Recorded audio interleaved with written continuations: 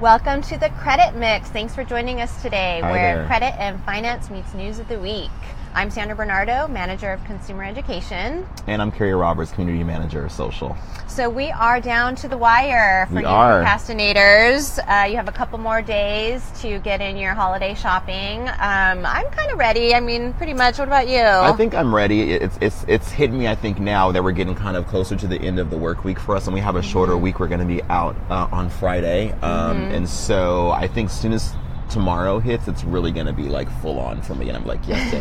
Right. Get ready. I finally got my Christmas cards out, so I'm glad to finish that task. Good. And I just need a couple, more things to do in terms of wrapping some presents and deciding, on some food that we're going to be cooking, and, sort of all that little stuff. So anyways, for you procrastinators out there, there's still a lot of deals to be had.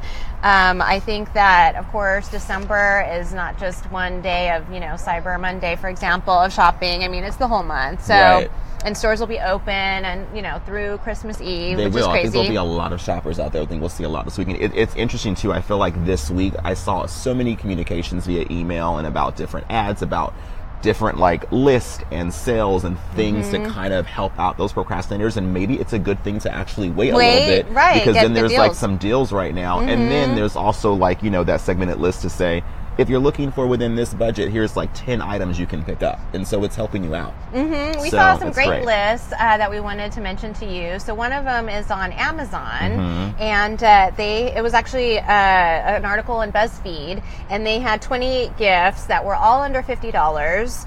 And some of them were just really, really nice and cute. I really liked, there was a map that you can put on the wall, and so you can track your travel. And it's actually a scratch type of map, so you can just scratch the locations instead of putting pins in almost them. Like a lottery, like a big lottery ticket. Exactly. So I thought that was fun. That's cute. That's good. I actually seen, for me, I think when I think about the holidays, I think about, having good food and having, cocktails for me is a big thing. So what stood out for me in there was a little cocktail book called Tequila Mockingbird. And it's kind of a spin on the book that I read in high school that I love, which is To Kill a Mockingbird. And so there's I guess all the cocktails in there were kind of based with crazy names. There was one, I actually jotted it down. It was called Cherry Poppins. Cocktails called Mary Poppins and Cherry Poppins. So super cheap. It's $9. What an easy little stocking stuffer to have. Or I just want it just for my bar, even for during holiday time. I think it'd be a conversation piece to kind of make people laugh and maybe make a cocktail out of there on Christmas. Yeah, that's fun. And I liked another item on there too, since I'm so sentimental, and it's similar to one that I had found on Oprah's list this year, but it's a little bit different. It's letters to my baby.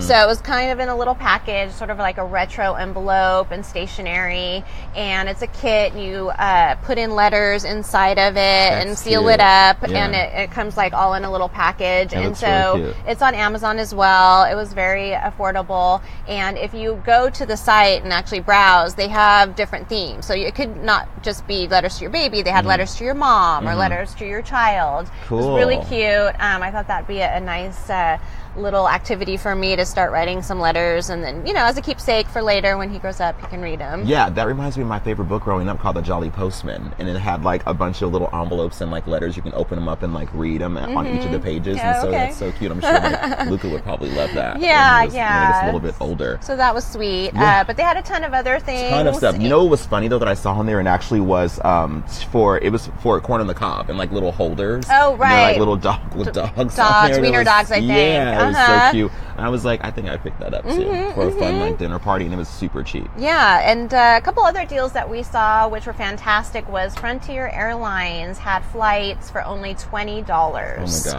my gosh. One way, but several cities. And I just thought, wow, it might be just worth, picking a couple tickets That's amazing. For the Seriously. future. Of course, read the fine print and all of the limitations. What if their back fees cost more than the ticket? Right. All the fees and the blackout dates and all of that, but still $20 for a flight. That's pretty amazing.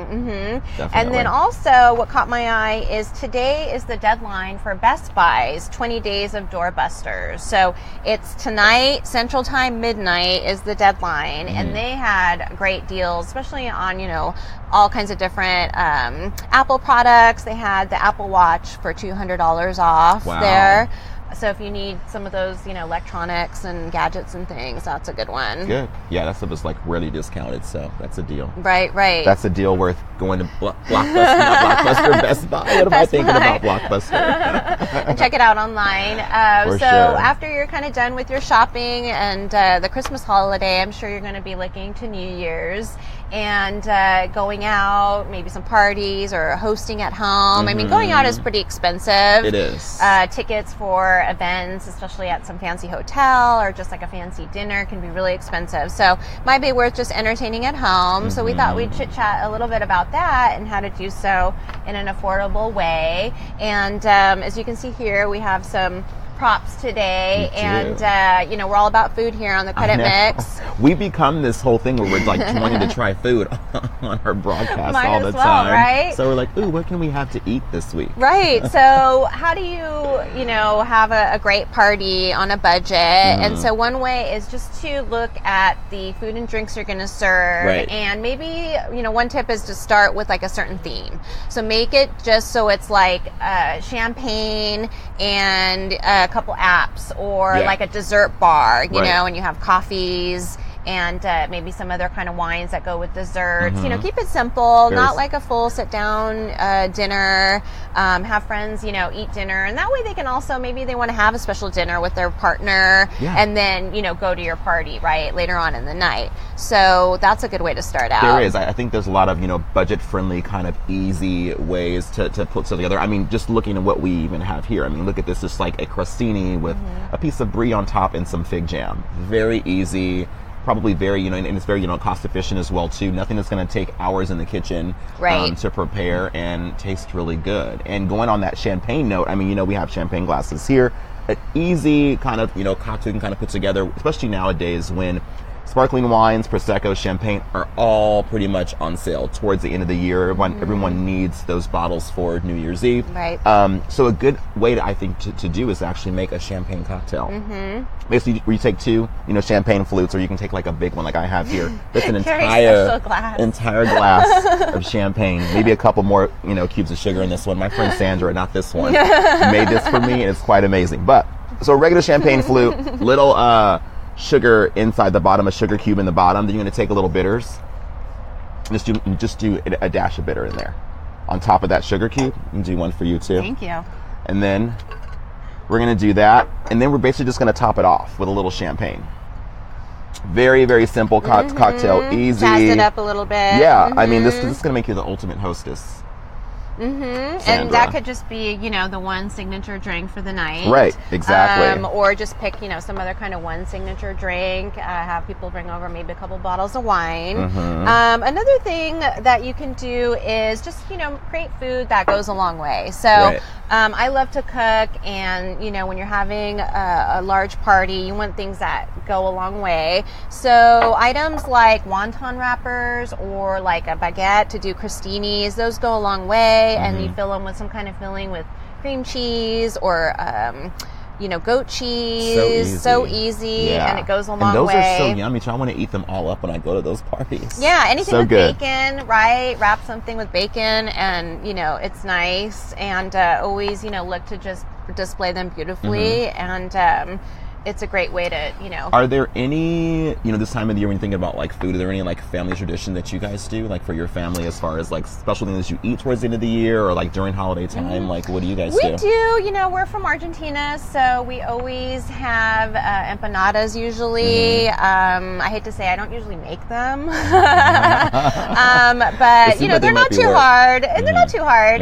But we have empanadas, which actually is a great appetizer type of item for a party. Fill those with something, because you can do sweet or savory. Traditionally, we have beef and chicken in those. Those are great. And then we always have panettone bread, which is an Italian sweet bread, and you find those now everywhere. Even at Trader Joe's. You don't have to go to any kind of. Isn't it almost store. like a fruitcake? So almost? it's kind of like a fruitcake, like a sweet bread. It has like raisins and dried fruits in them. So that for us is super traditional. Yeah, that sounds good. What about you? My family, we are like Creole from like Louisiana and all of that. But usually at the end of the year, when I think about like, especially for New Year's Day, we always have gumbo on New Year's Day, like a filet gumbo with chicken and shrimp and all of that, and crab legs, and my grandma always would make that. So I think that's kind of like how we start the year off as well too, and then we can have it throughout the year too. But usually, traditionally, on that New Year's Day, you have gumbo. Okay, that for us too. We have lentils that we eat. So like kind of like a lentil type of stew is good luck, and we're supposed to have that on New Year's Day. So it'd be great to hear what your traditions are, or if you have any tips about entertaining on a budget. Share them with us. Yeah, share them with us right now. And or if you have any questions, and then you can always shout out to us on Twitter at #TheCreditMix.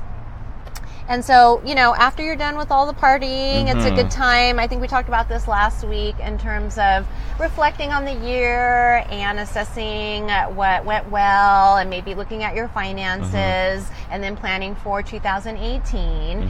And so we thought, though, hold up. If you are going to be doing your planning this month, or actually Thursday may not be the day because it is winter solstice. Right. Shortest day of the year on Thursday, marking what? The start of winter. Start of winter. And, so we have our little globe here, kind of the spiritual thing, where astrologers say it is not a good time to be making any plans. Right. It's not a good time to make decisions, make changes. So basically, we can be assessing our finances, but you might want to not do that reflect, but with no change. Right. Mercury is in retrograde and has been since December 3rd. It's going to end this week.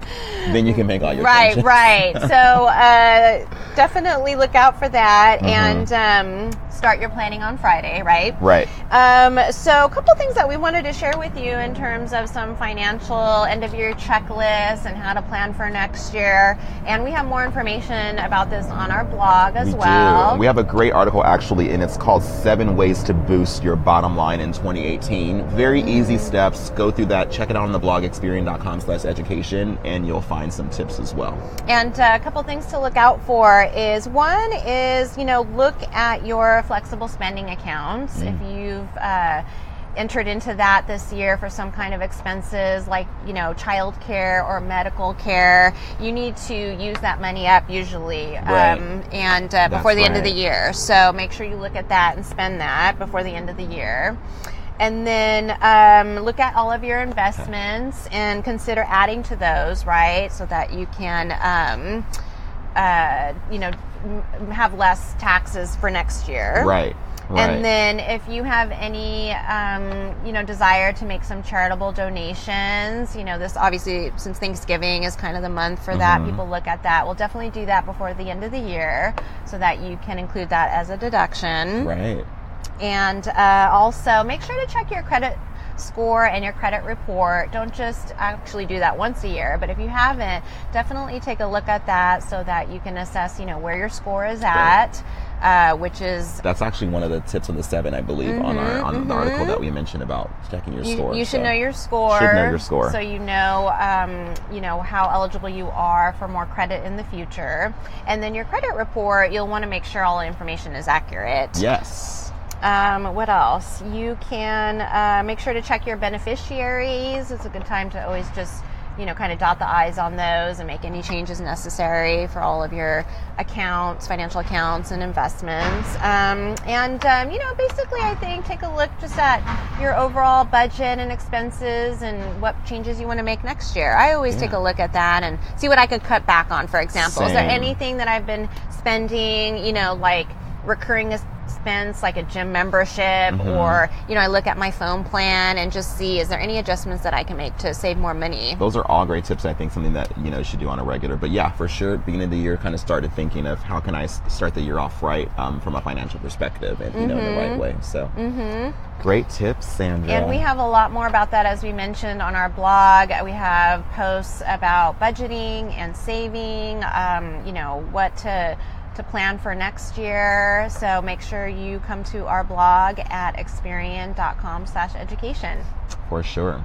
So All right. we'll leave you with that, It's coming to and the end. we will not be here next week. We will be taking vacation, so we'll be, sad to miss you. But Right. before we sign off, we want to wish you obviously a wonderful holiday, Happy New Year, Happy Yes. Financial New Year, and hope you'll join us in January. We'll be back on Wednesdays, our normal schedule, about 9:30 a.m.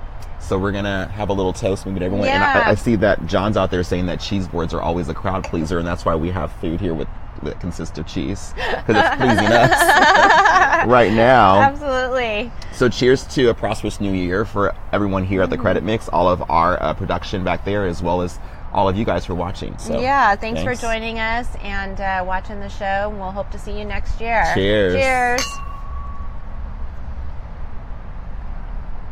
Ooh, that's good.